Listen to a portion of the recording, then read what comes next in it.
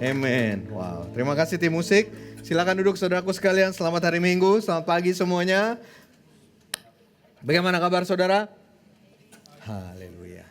Saudara, jadi anak remaja itu enak nggak? Enak ya. Kalau saya yang di usia sekarang ini lihat anak remaja, aduh kayaknya enak banget waktu masih jadi remaja ya. Oh, Heritage tidak ada hari ini, kita gabung aja. Ya di kebaktian ini kita gabung Heritage bersama-sama dengan kita. Terserah mau duduk dengan orang tua atau dengan teman-teman kalian, ya. Tapi coba saya dengar dari anak remaja di sini atau anak muda.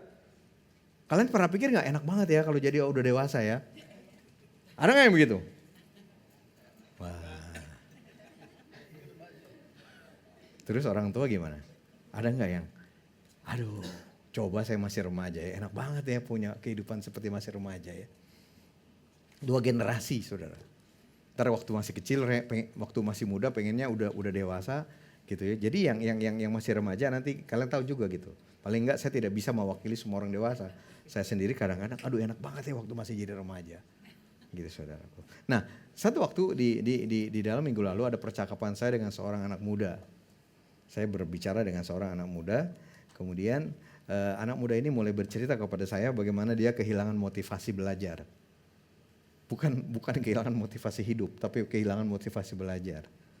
Begitu ya, gimana ya? Tadinya ada satu achievement, ada satu yang ingin dicapai, tapi kemudian achievement itu kelihatannya pergi, terus jadi nggak punya motivasi lagi untuk belajar. Nah, gitulah mulai percakapan saya dengan anak muda ini, dan saya juga mengatakan motivasi di dalam kehidupan ini, kalau anak muda lihatnya seperti itu, ada yang dia pengen tuju, tapi begitu kelihatannya itu hilang, kurang, jadi susah untuk punya motivasi untuk belajar begitu ya. Nah saya katakan sebaliknya, kalau saya sebagai orang tua seringkali kadang-kadang tantangan yang bertubi-tubi datang lagi gitu ya, bikin aduh gitu ya. Jadi untuk terus berjalan maju itu juga gak gampang gitu. Jadi akhirnya kita masing-masing saling curhat begitu ya. Dan ending dari cerita ini secret saudara, between saya dengan anak muda ini. Tetapi inilah yang terjadi dan ini yang saya ingin bicarakan kepada kita bersama-sama. Baik kalian anak-anak yang masih muda maupun kita semua yang sudah dewasa. Ya, bahwa Tuhan punya tujuan terhadap setiap generasi. Jadi pada waktu kalian masih muda, Tuhan punya tujuan buat kalian di generasi kalian. Tetapi di sisi lain bagi generasi yang sudah lebih tua, saya ini generasi yang sudah lebih tua atau generasi tua ya? Sama aja lah ya, kita jadikan satu. Tuhan juga punya tujuan untuk generasi yang sudah lebih tua, saudaraku. Nah kita belajar mengenai Elia dengan Elisa. Nah ini Elia mewakili generasi tua, Elisa mewakili generasi muda. Satu waktu Elia betul-betul sampai kepada keadaan di mana dia udah capek dengan hidup. Tuh Elia aja bisa capek loh dengan hidup. Dia bilang udah selesai deh Tuhan, udah selesai, udah ambil aja nyawa saya gitu ya. Saya udah selesai, saya udah capek, udah begitu banyak yang saya alami, udah panggil pulang saya aja udah ke rumah ke surga gitu.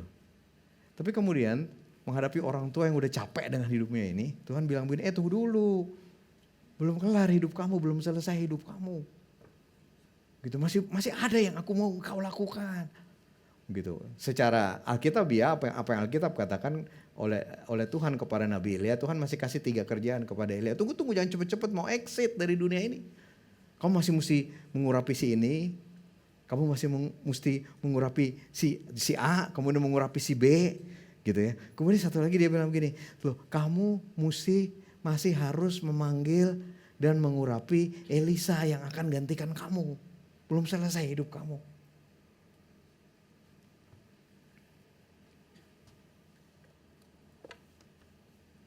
Dengan kata lain, Elia fokusnya tuh ya memang berat hidup dia gitu ya, nggak gampang hidup dia, tetapi kayak Tuhan mengingatkan dia tunggu ya, jangan menyerah, tunggu. Ada beberapa tugas, tapi ada tugas yang paling penting nih, ada anak kamu nih, generasi setelah kamu nih yang perlu kamu datengin, yang perlu kamu bangun, yang perlu kamu raise up. Dan tahukah kamu, kira-kira begitu ya kalau dalam bahasa saya, generasi kamu ini yang bisa bangkitkan generasi setelah kamu. Terus kalau kamu pergi terus tanpa sempat membangkitkan generasi setelah kamu, bagaimana generasi kamu nanti bangun? Begitu.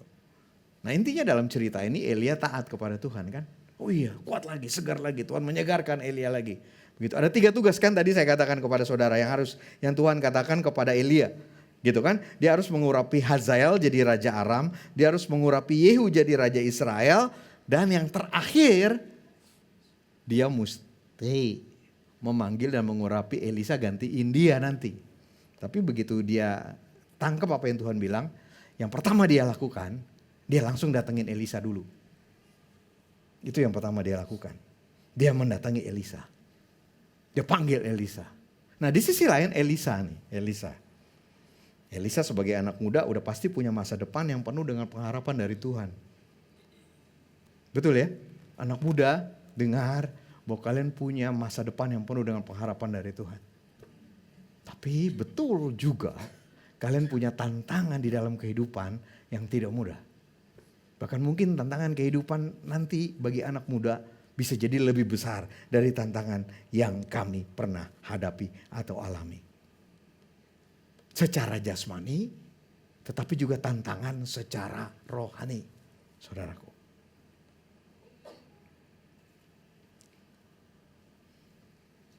Jadi bagaimana ini? Bagaimana kita menjalani kehidupan bersama-sama dengan next generation kita? Orang tua di sini? Atau anak-anak di sini? Bagaimana kita mau berjalan ke depan? Anak-anak, bagaimana kita bisa berjalan ke depan bersama-sama dengan orang tua kalian? Bagi setiap orang tua, bagaimana kita berjalan ke depan bersama-sama dengan anak-anak kita? Kita punya tujuan masing-masing, kita punya panggilan Tuhan, kita punya tantangan-tantangan juga. Kembali ke Elisa dulu ya. Jadi pada waktu Elia panggil Elisa, pada waktu Elisa dipanggil Elia, Elisa itu sedang ngapain saudara? Elisa itu di usia mudanya itu dikatakan dia itu sedang membajak tanah, jadi dia jadi petani. Elisa ini petani, dia sedang bajak tanah dengan 12 pasang lembu, dikatakan begitu di Alkitab. Ya. Dan itu yang dia kerjakan sehari-hari. Dan kalau Elia tidak datang kepada Elisa, itu terus yang akan dia lakukan seumur hidup dia. Terus menjadi petani yang membajak tanah dengan lembu-lembu yang ada. Di sisi lain bisa gak saudara lihat kalau Elia generasi sebelumnya, generasi yang lebih tua. Kalau dia, kita gini ya, anak muda tolong dengar nih curhatan orang tua. Ada alasan gak orang tua untuk jadi egois? Tidak ada. Tapi mengertilah bahwa tantangan orang tua ini luar biasa besarnya. Luar biasa juga banyaknya. Tetapi kalau Elia sebagai generasi tua cuma fokus kepada diri dia sendiri, cuma fokus kepada pergumulannya dia, cuma fokus kepada tantangannya dia, cuma fokus kepada betapa beratnya hidupnya dia gak akan datangin Elisa, saudara. Dan Elisa akan terus saja begitu, bajak tanah aja. Tapi tidak begitu di dalam cerita ini. Elia, jadi kan dapat 3 tugas tadi. Dan tugas kayak tentang Elisa ini yang terakhir kan. Tapi ini yang pertama dia lakukan. Dia langsung datangi Elisa. Di dalam 1 Raja-Raja ya, pasal 19. Dia datangi Elisa, dia lempar jubahnya kepada Elisa. Dia panggil Elisa. Kemudian Elisa meresponi panggilan Tuhan melalui Elia tersebut. Cukup unik cara Elisa meresponinya. Elisa langsung meresponi dengan dia bilang begini, saya pamit dulu sama orang tua saya ya. Gitu. Elia katakan bagaimana? Oh ya silakan pamit. Jadi dia pamit kepada orang tuanya. Kemudian kan dia punya lembu kan. Dan lembu itu bajaknya itu dari kayu. Jadi dia potong lembunya, terus dia potong kayu bajaknya itu. Kemudian dengan kayu-kayu itu dia bakar. Dia bikin stick ya, dia bikin grill. Dari lembu-lembunya itu, kemudian dagingnya dibagi-bagi kepada karyawan. Tetapi dari sisi lain, oke, it's over.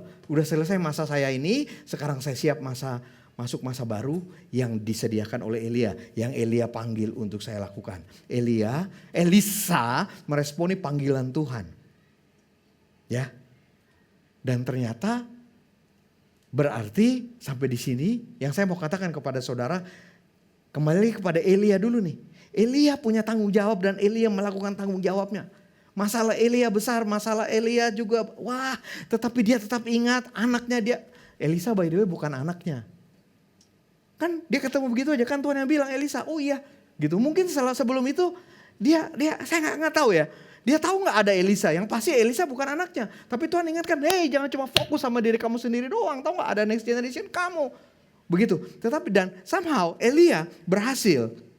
Dia datang kepada Elisa, dia memanggil Elisa, dan dia berhasil menginspirasi Elisa. Bisakah saudara bayangkan? Kalau Elia tidak berhasil menginspirasi Elisa, mana mungkin Elisa tuh betul-betul radikal loh dia. Ya kan? Dia punya tanah, dia ngebajak tanah dengan lembu. Lembunya dipotong, dibakar dengan bajaknya lagi. Artinya udah selesai, saya tahu saya punya panggilan, saya tinggalkan yang lama, saya masuk kepada panggilan yang baru. Jadi betapa menginspirasinya, berhasilnya Elia memberikan inspirasi kepada Elisa. Dan Elisa siap memasuki musim yang baru bersama dengan Elia. Nah, kita lanjut ya. Saya mau ajak kita lihat dinamika hubungan antara Elia dengan Elisa ini. Mulai dari 2 Raja-Raja pasal 2 sebetulnya ayat 1 sampai 25. Tapi saya tidak baca seluruh ayatnya. Ya, ada beberapa ayat yang saya mau baca. Jadi udah, akhirnya Elisa ikut Elia, ikutlah dia. Gitu. Itu kenapa pada waktu Elia mengurapi raja yang diminta oleh Tuhan, Elisa ikut sama-sama dia. Dan dalam perjalanan Elisa selalu mengikuti dia. Begitu. Ya. Kira-kira perasaan Elisa gimana ya? Wah hebat nih, nanti saya mau gantiin dia nih. Begitu gak? Bisa jadi. Tapi bisa juga, saya cuma begini doang. Saya udah korbanin semuanya, saya udah tinggalin semuanya. Ternyata saya cuma jadi kacung doang nih. Gitu, kita tidak tahu apa yang terjadi, tetapi mereka terus berjalan berdua, Elia dengan Elisa. Berjalan bersama-sama berdua sampai akhirnya di ayat 1 pasal 2 dari 2 Raja-Raja. Dikatakan begini, ketika Tuhan hendak mengangkat Elia ke surga dalam angin badai, Elia dan Elisa sedang dalam perjalanan dari Gilgal. Berkatalah Elia kepada Elisa, begini, tinggal di sini, mau berangkat dari Gilgal kan? Terus tapi waktu mau berangkat dari Gilgal, Elia bilang begini kepada Elisa, udah cukup dah kamu melayani saya. Udah kamu tinggal aja di sini, sebab Tuhan menyuruh aku ke Betel. Ya udah cukup kamu diam aja di sini. Gitu ya, Tuhan suruh aku mau ke Betel. Tapi kemudian Elisa mengatakan, demi Tuhan yang hidup dan demi hidupmu sendiri, aku tidak akan meninggalkan engkau. Nah, Elisa tidak mau ditinggal, Elisa mau terus mengikuti Elia. Begitu ceritanya. Jadi dari Gilgal, Elia udah bilang, udah sampai sini aja, kamu gak usah ikutin saya lagi. Tapi Elisa ngotot mau ngikutin, dan somehow Elia mengizinkan. Ya kan? Kan bisa jadi paksa, enggak, udah kamu bikin repot aja. Gitu kan? Udah kamu bikin repot aja, ini dua urusan saya nih. Saya udah mau dipanggil pulang Tuhan, ceritanya kan begitu kan? Ini udah hubungan saya dengan Tuhan, udah perjalanan rohani saya dengan Tuhan gitu ya. Tapi sama enggak, Elia mengizinkan Elisa untuk terus mengikuti dia dari Gilgal, akhirnya sampai di Betel. Dan kemudian ternyata dari Betel kembali lagi, Elia bilang lagi sama Elisa, udah cukup, kamu udah ikut saya sampai Betel kan? Udah sampai sini aja, saya harus teruskan perjalanan saya ke Yeriko. Begitu ya. Tapi Elisa kembali lagi mengatakan, jadi yang kedua kali, no, saya tetap mau ikuti kamu. Begitu. Dan Elia mengizinkan lagi, oh ya udah kamu ikut aja. Jadi ikutlah dari Betel ke Yeriko. Begitu. Kemudian udah sampai di Yeriko nih, begitu lagi sekali lagi. Iya kan? Jadi nggak cuma sampai di sini rupanya. Jadi dari Yeriko masih mau jalan lagi. Tuhan suruh saya jalan lagi. Jadi dia bilang lagi Elia kepada Elisa, udah sekarang kan udah 2 kali kamu ikutin saya. Udah sekarang stop aja di sini. Saya mau melanjutkan. Dan Elisa 3 kali secara konsisten mengatakan. Jadi 3 kali Elia memberi tawaran kepada Elisa untuk dia berhenti. Tapi 3 kali Elisa meresponi dengan enggak. Saya tetap akan mengikuti engkau. Jadi dinamika hubungan Elia dengan Elisa yang pertama yang saya belajar, Elisa terus mengikuti Elia. Ya, selalu ada kesempatan, selalu ada pilihan. Di sisi Elisa untuk berhenti mengikuti Elia, tapi di sisi Elia untuk berhenti mengajak Elisa. Selalu ada kesempatan, selalu ada pilihan. Orang tua dengan orang muda juga begitu, ya. Selalu ada peluang, ada pilihan untuk itu. Entah orang tua yang merasa anak-anak ini ngerepotin, udah kamu diam aja, saya jalan sendiri aja. Atau bisa jadi anak muda juga, kok cuma begini-begini doang nih. Gitu ya. Selalu ada pilihan, selalu ada kesempatan untuk itu. Tetapi dari apa yang kita baca, kita melihat bahwa Elia dan Elisa merupakan dua generasi yang berbeda tapi komit. Komit. Komitnya apa saudara? Yang pertama apa? Karena Elisa tahu apa yang dilakukan Elia.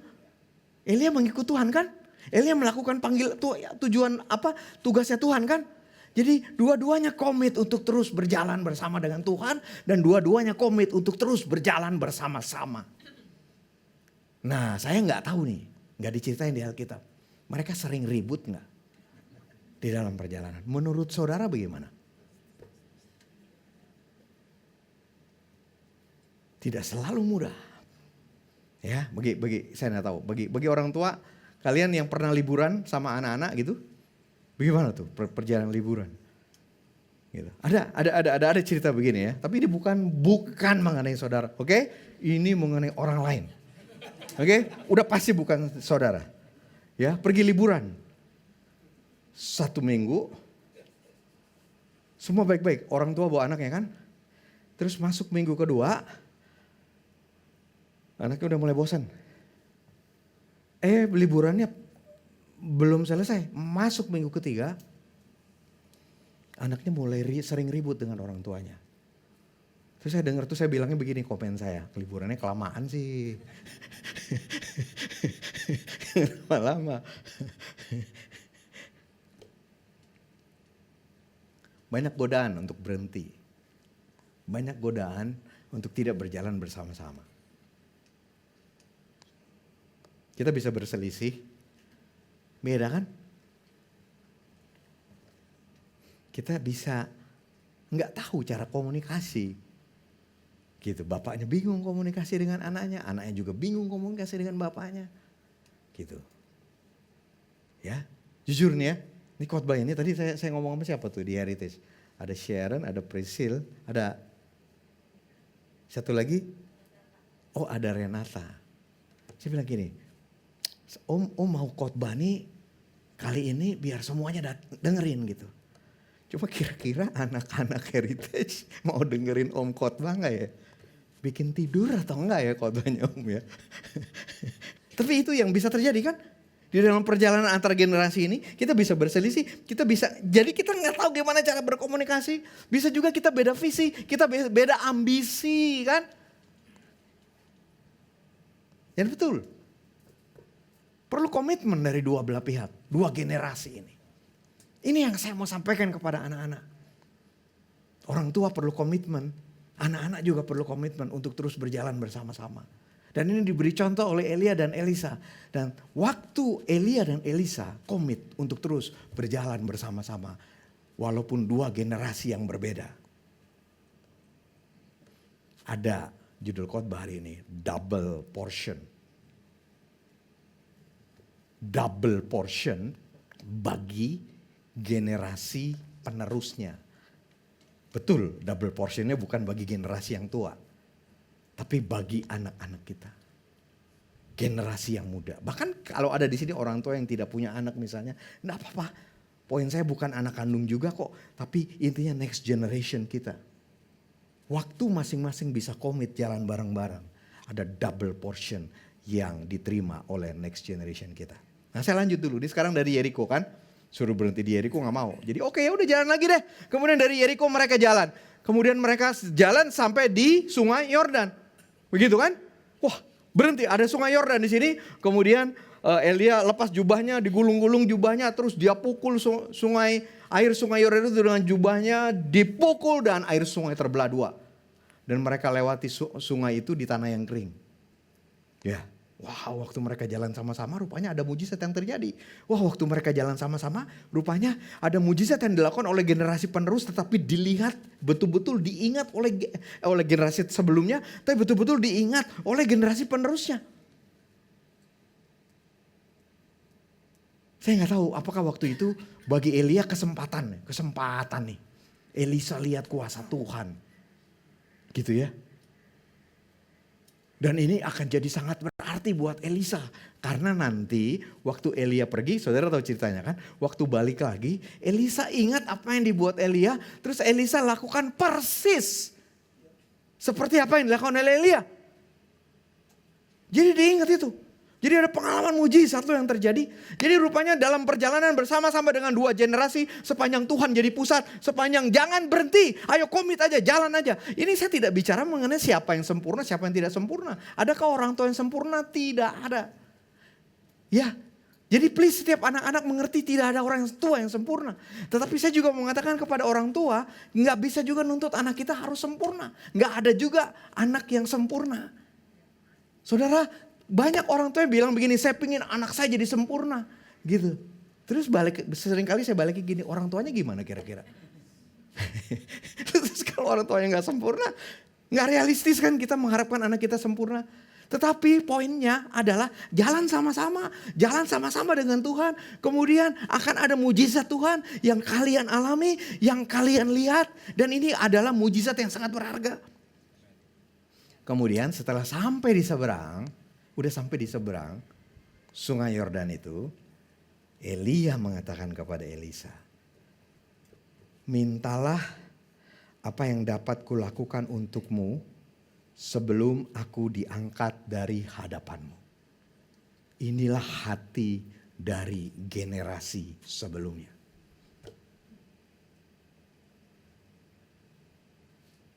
Apa yang saya bisa beri kepada generasi selanjutnya, generasi penerus saya, anak-anak saya. Berani gak? Berani gak? Berani gak saya bilang begitu kepada anak-anak saya? Tapi jangan minta uang ya, wah repot. Karena poinnya di sini kan bukan mengenai uang. Walaupun seringkali diartikan seperti itu. Tetapi kan sebenarnya di balik ini, apa yang mau Elia katakan kepada Elisa, aku udah beri contoh kamu nih, ini hidupku nih. Dan saya percaya Elisa tahu kok kehidupan Elia. Elia bukan orang sempurna kok. Gitu ya, mungkin di dalam perjalanan Elia cerita kali, saya pernah lari lu, takut lu. Sampai yang namanya Isabel lu. Gitu kan, Isabel banget gitu kan. Sampai saya lari, saya takut. Dan Elisa tahu mengenai itu. Begitu. Tetapi dengan semua yang ada, Elia tetap mengatakan kepada Elisa, minta deh apa yang saya bisa kasih, saya mau kasih kepada kamu. Tapi ini kan sebenarnya hati seorang bapak kan. Dengan kata lain, sebenarnya waktu Elia mengatakan ini bagi saya, Elia juga komit. Dan dia mau Elisa ini masuk ke dalam musim yang baru dengan hidupnya sendiri. Untuk dia bisa maju, untuk dia berhasil, untuk dia diperlengkapi, untuk dia punya tujuan hidup yang sungguh-sungguh buat dia. Nah, permintaan Elisa kita semua udah tahu. Kiranya aku mewarisi, bahasa TB2-nya sih bilangnya begini, kiranya aku mewarisi 2 bagian dari kuasa kenabianmu. Tetapi terjemahan yang sebelumnya dari bahasa Indonesia mengatakan, kiranya aku mendapatkan gitu ya, 2 bagian dari rohmu. Please let there be a double portion of your spirit. Itu yang diminta oleh Elisa. Apa maknanya saudara? Dia minta double portion. Banyak orang mengartikan double portion ini urapan yang double. Ya, saya tidak mau menyalahkan itu dan bisa saja ke arah situ, tetapi sebetulnya dalam konteks aslinya double portionnya ini bukan artinya urapan yang 2 kali. Bukan sebetulnya. Nah, dengan jawaban Elisa ini, yang Elisa jawab sebetulnya, yang pertama, Elisa mau bilang gini kepada Elia, saya mau melanjutkan apa yang kamu lakukan.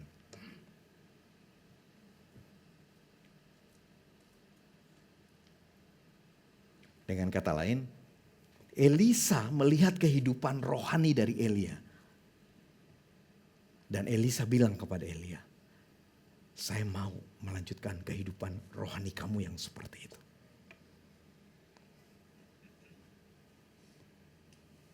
Dalam konteks ini, Elisa kepada Elia, berarti Elisa bersedia mengambil posisi Elia, mengambil beban Elia, mengambil tanggung jawab Elia. Tapi juga dengan kata-kata double portion itu sebenarnya dia minta urapan, dia minta kemampuan Karena dia menyadari itu tidak mudah. Karena itu berat. Akan ada pekerjaan yang lebih berat. Dan kepada semua next generation saya mau mengatakan kepada kalian. Kehidupan kalian di depan betul akan lebih berat daripada kehidupan saya, kami yang ada di generasi saat ini. Atau generasi sebelumnya. Dan Elisa menyadari ini, itu kenapa dia minta double portion. Bagi generasi muda, saya begini ya, bagi anak-anak saya mau tahu di tengah-tengah tantangan yang begitu berat, anak-anak saya tahu bahwa saya ikut Tuhan. Bahwa Tuhan yang tolong saya. Dan saya kepingin itu tuh yang dipegang oleh anak-anak saya juga. Karena nanti next generation punya tantangan sendiri, punya tantangan yang juga tidak ringan. Mungkin pada saat ini ya, saudara yang mau kuliah. Ada nggak yang masih belum dapat kampus saudara kuliah di mana? Saudara yang mau masuk SMA. Ada nggak yang belum dapat SMA kemana? Atau sudah sekolah semua, atau sudah dapat kampusnya. Itu tantangan, betul. Dan tantangan di zaman seperti ini tidak sebesar di zaman saya waktu saya kuliah. Juga waktu saya mau masuk kuliah juga nggak gampang. Betul, tapi saya tahu bahwa tantangannya lebih besar. Ya. Nah, tetapi dengan apa yang dilakukan oleh Elisa ini, double portion yang dia minta. Dia minta kemampuan untuk itu. Dia minta kekuatan rohani untuk itu. Bisakah saudara dapatkan bahwa ini bukan begini nih, bukan begini. Bukan aduh dulu orang tua saya ini hidupnya ke gereja terus. Bodoh dia percaya Tuhan. Saya punya sesuatu yang lebih besar. Tanpa Tuhan saya bisa. Saudara mencelakakan diri saudara dengan melakukan itu. Anak-anak, kalian mencelakakan diri kalian dengan melakukan itu. Karena kalau Tuhan menolong orang tua kalian, Tuhan akan menolong kalian lebih lagi. Dan saya mau mengatakan kepada setiap anak muda, ikuti Tuhan yang orang tua kalian ikuti. Bahkan ikuti lebih radikal lagi. Berani percaya kepada Tuhan yang orang tua kalian ikuti. Malah berani percaya lebih lagi. Nah, sebenarnya double portion yang diminta oleh Elisa ini merupakan permintaan anak sulung kepada orang tua. Jadi di zaman Alkitab, di zaman pada waktu itu, anak sulung dapat double portion. Kalau orang tua punya anak banyak, anak sulung dapat double portion dari warisan yang lain yang dibagikan kepada anak yang lain.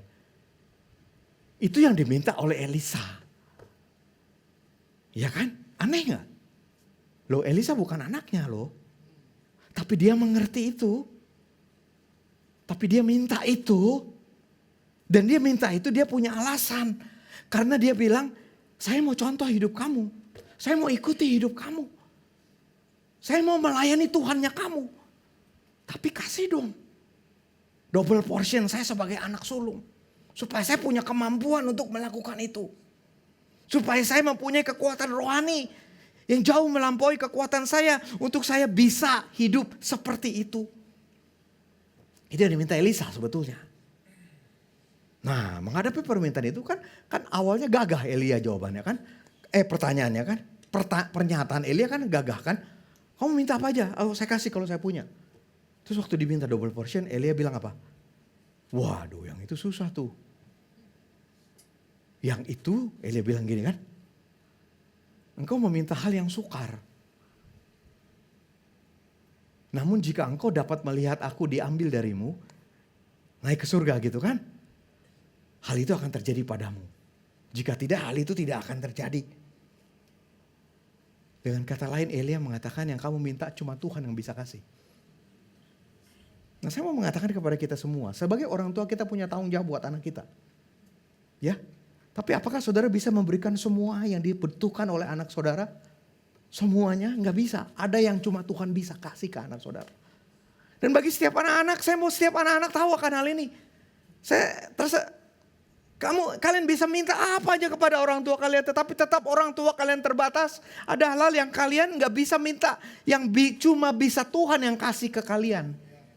Dan orang tua ini, Elia ini mengerti mengenai hal itu. Elia tidak pura-pura kan? Elia tidak pura-pura, oh sini saya tumpangin tangan kamu. Saya doain kamu. Dan saya impartasikan kepada kamu. Enggak, Elia jujur. Dia bilang, wah yang ini cuma Tuhan yang bisa. Cuma Tuhan yang bisa. Tetapi itulah sebabnya Elia katakan, aku mengikuti Tuhan. Karena itu aku mengarahkan engkau kepada Tuhan. Kita menyembah Tuhan yang sama. Karena itu engkau mintalah kepada Tuhan. Dan Tuhan yang akan nanti kasih kepada kamu. Masing-masing punya tanggung jawab. Saudaraku, setiap generasi kita punya tanggung jawab untuk ikuti Tuhan. Orang tua, kalian mempunyai tanggung jawab untuk memberi contoh, memberi teladan. Tetapi juga tidak ada yang sempurna kan. Orang tua tidak sempurna juga. Gitu. Kita bisa gagal, tapi enggak apa-apa. Jangan jadi patah semangat dengan kita gagal. Karena yang penting apa? Yang penting kita ikut Tuhan. Yang penting fokusnya kepada Tuhan. Begitu juga dengan semua anak-anak. Tahukah kalian bahwa Bapa kalian sesungguhnya adalah Bapa di surga? Bahwa Tuhan yang akan memberikan kepada kalian apa yang orang tua kalian tidak bisa berikan.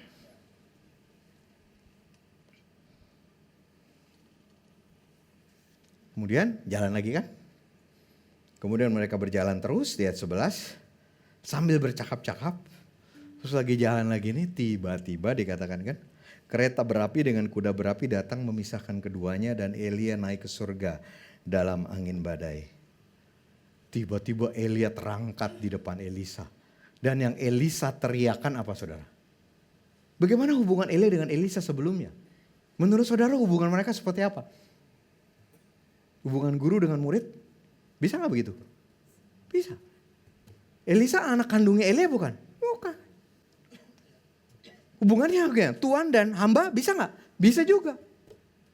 Tetapi ini kan secara spontan kan, secara refleks kan. Jadi ini yang menggambarkan di hati kan. Tiba-tiba Elia keangkat dan pada waktu Elia tiba-tiba keangkat, kata-kata yang keluar dari Elisa. Bukan guruku, guruku, rabi, rabi. Bukan Tuhanku, Tuhanku. Tetapi kata-kata yang keluar dari Elisa adalah Bapakku, Bapakku. Elia menjadi bapa buat Elisa.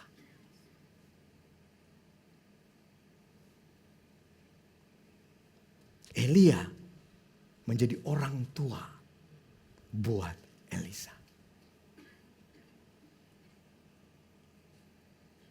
Dan inilah sesungguhnya hubungan yang mau dinyatakan. Betapa kuatnya, luar biasanya, berkuasanya hubungan antara orang tua dengan anak. Tidak peduli seberapa lemahnya orang tua kalian. Tidak peduli seberapa lemahnya anak kalian.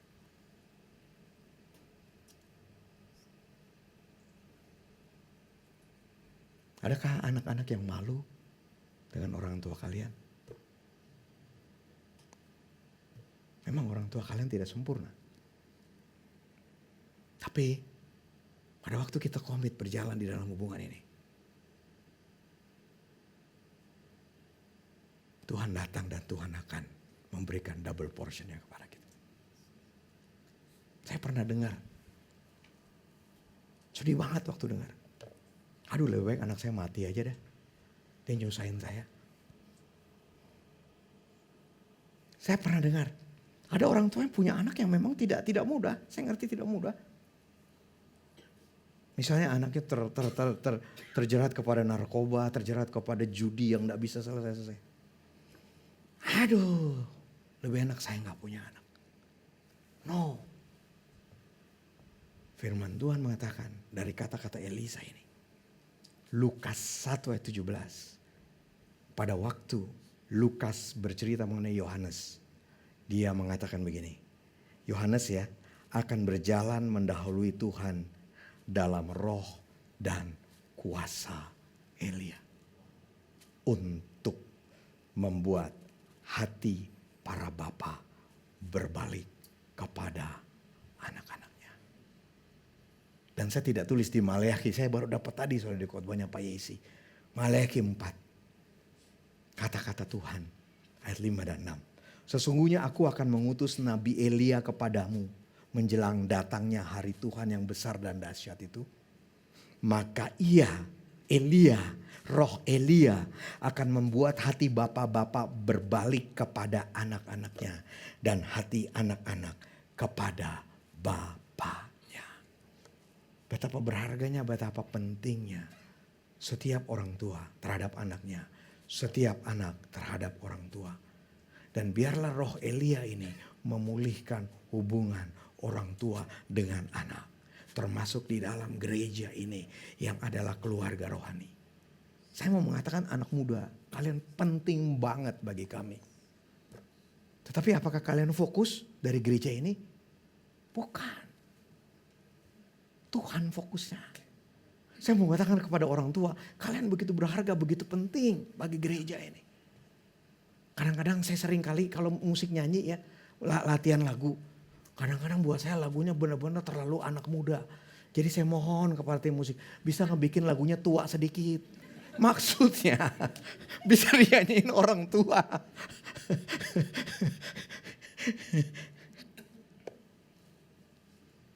Kita perlu satu sama lain. Kita perlu komit untuk jalan sama-sama. Tetapi kita perlu tahu sama-sama. Fokusnya bukan orang tua. Fokusnya juga bukan kalian anak-anak. Fokusnya Tuhan kok. Komit dengan Tuhan. Komit berjalan satu sama lain. Orang tua dengan anak-anak. Generasi sebelumnya dengan next generation. Roh Elia. Dan itu sudah terjadi kok. Jadi setelah ke cerita Elia, roh Elia ini nubuatan buat siapa sih? Roh Elia ini sempat menjadi nubuatan buat Yohanes Pembaptis kan. Tapi saya percaya ini juga nubuatan bagi Tuhan Yesus kan. Intinya ini sudah ditergenapi bahwa biarlah hati bapak-bapak kembali kepada anak-anaknya. Hati anak-anaknya kembali kepada orang tuanya. Karena itulah hubungan yang Tuhan mau kita miliki. Hubungan orang tua dengan anak. Bahkan jika saudara tidak punya anak kandung. Itu tidak apa-apa. Saudara punya begitu banyak anak-anak rohani. Yang bisa saudara anggap menjadi anak rohani. Pergilah Elia. Goodbye. Sekarang baru Elisa sendiri kan. Udah bertahun-tahun dia jalan sama Elia. Begitu lama dia melayani Elia. Akhirnya Elia pergi. Seasonnya sudah selesai buat Elia. Elisa mengambil jubah. Jadi waktu berangkat check out ke surga. Waktu take off ke surga. Jubahnya ditinggal oleh Elia. Itu diambil oleh Elisa. Dan Elisa menempuh jalan yang sama yang dia pergi waktu dia pergi bersama dengan Elia. Dia ketemulah dengan Sungai Yordan kan. Ketemu tantangan kan. Tapi dia ingat apa yang bapaknya pernah buat. Oh iya ya, gulung. Kemudian pukul. Sungainya terbelah dua loh. Mujizat terjadi lagi loh. Ayat 14. Ia mengambil jubah Elia yang telah terjatuh itu, dipukulkannya ke atas air sambil berseru, "Di manakah Tuhan Allah Elia?" Ia memukul air itu lalu terbagi ke sebelah sini dan ke sebelah sana. Maka menyeberanglah Elisa. Kali ini yang mukul air bukan Elia. Waktu Elia dia nonton kan. Sekarang dia sendiri yang melakukan itu. Pak Yesi khotbahnya mengatakan 10 times better. Anak-anak akan melakukan 10 kali lebih baik daripada apa yang orang tua kalian lakukan. Bagi orang tua, izinkan saya mengatakan, jangan cuma di area bisnis, di area keuangan, di area jabatan, di area pekerjaan. Yang paling penting kan di area rohani. Nggak ada yang sempurna, ayo ikut Tuhan, minta kekuatan Tuhan. Biar kita bisa kasih contoh kepada anak-anak kita. Untuk kemudian anak-anak kita melanjutkan apa yang kita lakukan secara rohani tersebut. Jadi Elisa balik, wah berlaku, puji Tuhan. Kembali, kemudian yang dia hadapi pertama, nah ini saya nggak buat ayatnya. Tapi yang kembali dia hadapi pertama adalah kota Yeriko. Ya, itu yang terjadi. Dia kembali dan dia menghadapi kota Yeriko. Dan ini poin yang ketiga, yang terakhir. Dinamika hubungan Elia dan Elisa. Karena Tuhan bukan cuma bekerja Di zamannya Elia, Tuhan bekerja, melanjutkan pekerjaannya dari generasi ke generasi. Karena waktu sampai di Yeriko, terjadi sesuatu yang tidak terjadi pada waktu Elia sama-sama Elisa di Yeriko. Kan mereka sampai Yeriko. Ya kan? Nggak ada cerita apa-apa kan? Tapi waktu Elisa balik ke Yeriko, kemudian penduduk Yeriko bilang sama Elisa, ini air di sini pahit banget, nggak bisa diminum. Gitu. Tanahnya jadi rusak, jadi kotor, jadi rusak, jadi kering. Airnya jelek banget. Nah, Elisa bagaimana tuh saudara? Ya, lu mestinya ngomong sama bapak gua kemarin. Iya kan? Kan kita lewat sini juga. Gitu kan? Bapak saya sekarang udah ke surga, masa ngomong sama saya? Tapi itulah journey yang baru yang Tuhan berikan kepada Elisa. Karena kemudian pada waktu penduduk rakyat itu datang kepada Elisa dengan keluhan itu, kemudian Elisa minta ada wadah yang baru ditaruh garam, kemudian Elisa pergi ke mata air yang ada di Yeriko itu, kemudian dia taburkan garam itu kepada mata air itu dan mata air itu berubah, airnya jadi baik. Mulailah pelayanan Elisa yang jauh lebih besar daripada pelayanannya Elia, saudaraku. Sesuatu yang tidak dilakukan Elia di zamannya. Dan memang cerita, jadi tadi kan saya tidak mengatakan double anointing ya. Tetapi memang ceritanya kalau saudara perhatikan, orang yang mempelajari, komentarnya mengatakan mujizat yang dibuat oleh Elisa adalah totalnya 28 kali. Mujizat yang dibuat oleh Elia adalah 14 kali. Tapi siapapun kita, mudah-mudahan ceritanya menginspirasi kita. Bagi siapapun kita Elia atau kita Elisa, siapa yang kita wakili? Saya mau mengatakan siapapun kita, Elia atau Elisa, adakah area di dalam hidup kita yang kita perlu berubah? Adakah area di dalam hidup kita yang kita perlu bertumbuh? Ayo berubah yuk, ayo bertumbuh yuk. Akhirnya ini merupakan pilihan dan keputusan masing-masing generasi. Saya nggak bisa paksa anak saya. Akhirnya harus keputusan dia. Tahukah saudara, orang tua saudara tidak bisa paksa saudara baca Alkitab. Bisa, tapi tidak ada gunanya kita paksa anak kita baca Alkitab. Biarkan dia mempunyai kerinduan sendiri terhadap firman Tuhan. Mempunyai kerinduan untuk bertemu dengan Tuhan. Tapi itu pilihan kita. Mari siapapun kita, Elia atau Elisa. Adakah area yang kita perlu adakah area yang kita perlu bertumbuh? Mari generasi sebelumnya dan generasi selanjutnya. Generasi orang tua dengan generasi anak-anak. Yuk kita komit untuk terus jalan bareng-bareng. Bisa nggak? Bisa. Sepanjang fokusnya, senternya adalah Tuhan.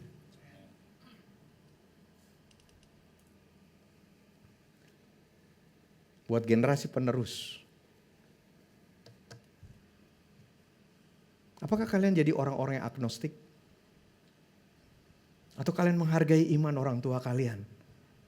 Dan saya mau menantang kalian. Tuhan akan membawa kalian kepada hubungan yang makin dekat dengan Tuhan. Dibanding apa yang orang tua kalian alami. Kalian bisa.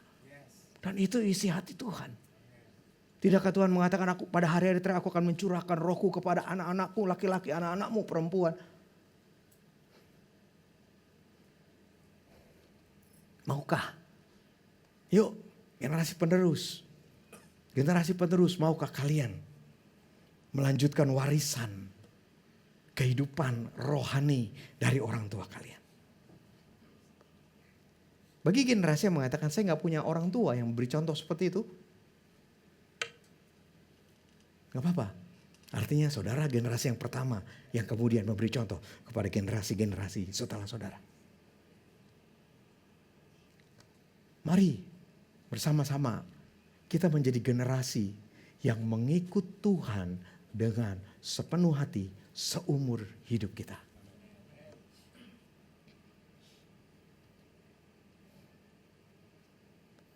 Bagi generasi saya atau generasi yang sudah tua, mari kita jadi generasi yang berani. Berani. Tidak nyerah dengan hidup. Jangan katakan udah selesai. Udah capek saya. No. Anak-anak kita terus lihat apa yang kita lakukan. Generasi yang berani, yang tidak menyerah, yang hidup terus bersemangat. Dan bagi generasi penerus, mari berani, bersedia melanjutkan spiritual legacy, warisan rohani yang orang tua kalian beri kepada kalian. Karena akhirnya semuanya tujuannya untuk Tuhan yang menciptakan kita. Saya mau perlihatkan saudara secara sangat amatir. Generations Conference di Surabaya Rabu sampai Jumat. Saya katakan sangat amatir karena ini hasil dari videonya, dari handphone saya. Saudara tahu lah kalau saya ngambil dengan Pak Stef yang ngambil kan. Karena saya mau minta rekapnya belum selesai. Jadi rekap konferensinya mudah-mudahan minggu depan. Tapi saya tetap mau kasih lihat saudara. Ya, video yang pertama ini sebelum conference. Ini di Surabaya ya, sebelum conference. Jadi ini bukan di dalam ruangan kebaktian, bukan. Di luar, di lobi gereja Every Nation Surabaya. Dan dari sisi orang tua ya, saya sama Pak Beni duduk. Kita lagi duduk berdua di atas, di pojok, sambil ngopi gitu ya. Terus kita lihat ini yang terjadi. Bisa gak dikasih lihat?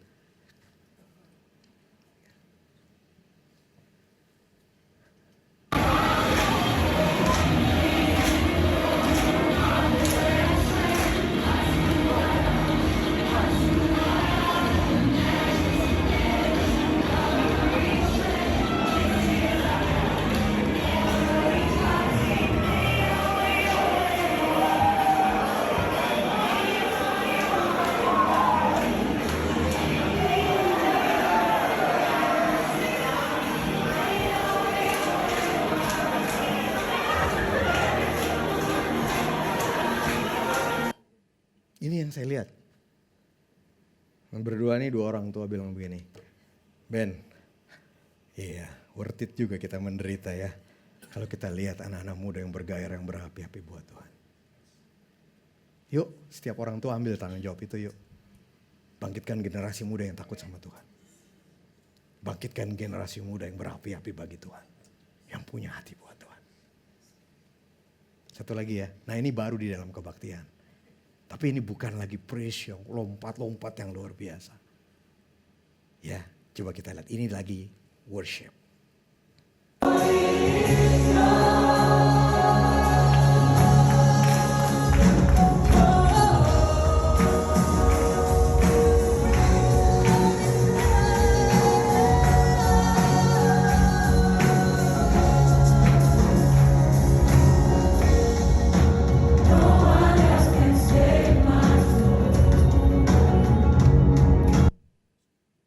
Sorry, amatir soalnya, jadi cuma sampai begitu doang. Nanti recapnya saudara akan lihat lebih baik. Yang surprise buat saya pikir ending conference-nya akan dibawa kepada kalian punya masa depan yang luar biasa, beranilah melangkah ke depan, tidak ada yang tidak mungkin. Nothing is impossible. I can do all things through Christ who strengthens me. Ayo masuklah, tataplah masa depan kalian yang penuh dengan hal-hal yang mustahil yang bisa kalian lakukan. Saya pikir arah endingnya ke situ. Tetapi ternyata yang Tuhan bawa beda. Arah endingnya adalah kepada semua anak muda. Apakah kita berani menderita untuk Tuhan? Bukan semua harus pergi misi. Ini gak ada urusan dengan misi. Ini gak ada urusan semua harus menjadi pendeta. Bukan. Ada satu panggilan yang mulia. Apakah kalian berani menderita bagi Tuhan? Pada waktu teman-teman kalian bilang tidak ada Tuhan. Saya berani mengatakan Tuhan ada walaupun saya harus menderita. Tetapi itu penderitaan untuk anak-anak. Tapi juga kita bagi orang dewasa kan. Karena panggilan itu jadi juga buat saya. Hai orang tua nih. Yang kalian bilang kalau udah capek. Tidakkah kalian berani mau menderita untuk Tuhan? Panggilan bagi kita semua. Maukah kita? Bersediakah kita menderita? Untuk dua hal. Menderitanya bagi Tuhan. Dan menderitanya karena ada tujuan di balik penderitaan. Mari kita bangkit berdiri saudaraku. Kami tahu Tuhan, ini dia, ini foto pesertanya. Lebih dari 330 anak muda. yang melompat-lompat memuji Tuhan, yang sungguh-sungguh menyembah Tuhan, yang sungguh-sungguh membuka hati mereka menerima firman Tuhan. Saudara yang kirim anaknya, saudara yang anak-anak tidak pergi, enggak apa-apa ya, oke, enggak apa-apa gitu. Tapi maksud saya saudara yang ngirim anak saudara jangan takut, waduh anak saya dipanggil jadi pendeta semua nanti. Pulang jadi pendeta. No. Konferensi ini memanggil setiap generasi untuk peduli kepada teman-teman mereka, betul. Untuk menjangkau teman-teman mereka, betul. Tetapi beranilah untuk percaya kepada Tuhan. Bersedialah untuk menderita. Bahwa hidup ini bukan untuk kenyamanan. Bukan, saudara. Izinkan saya mengatakan, siapapun kita, hidup bukan untuk mencari uang. Bukan. Penting gak uang? Penting. Perlu gak kita uang? Perlu. Tapi apakah kita di-drive untuk itu?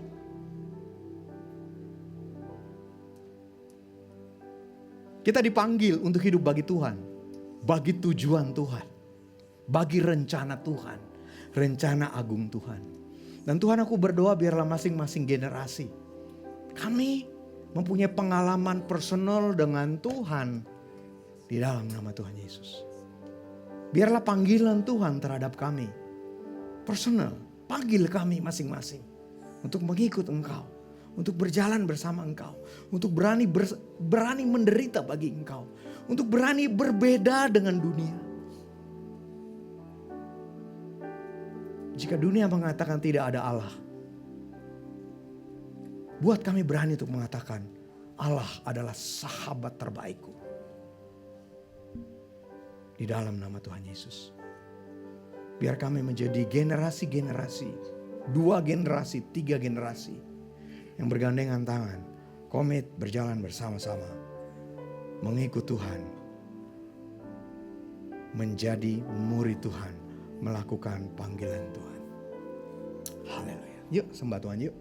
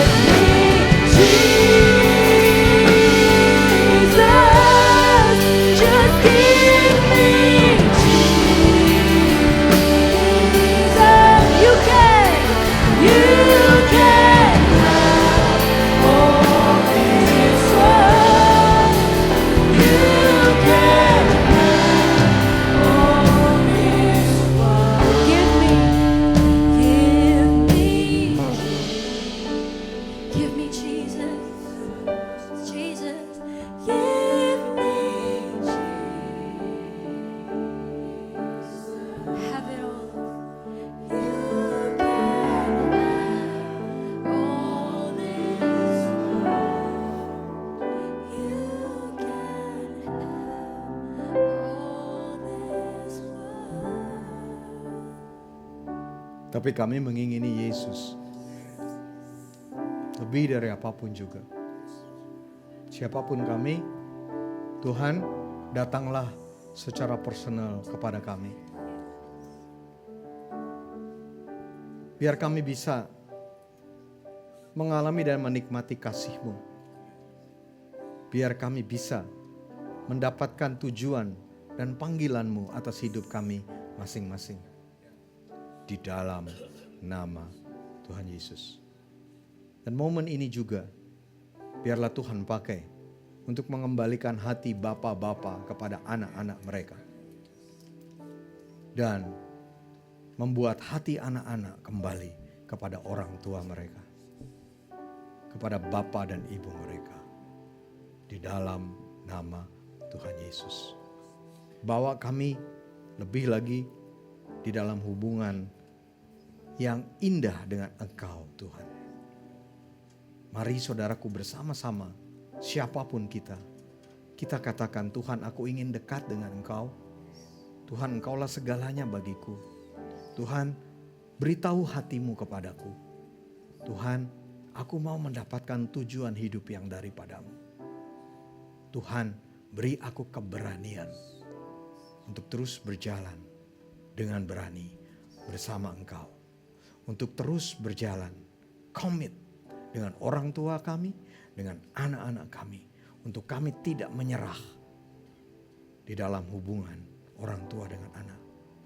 Tuhan, aku berdoa untuk hubungan yang rusak antara orang tua dengan anak. Antara anak dengan orang tua.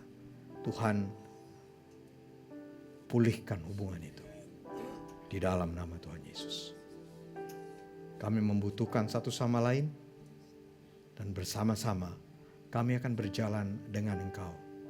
Dengan menikmati mujizat-Mu. Dengan melakukan tujuan-Mu. Di dalam nama Tuhan Yesus. Amin.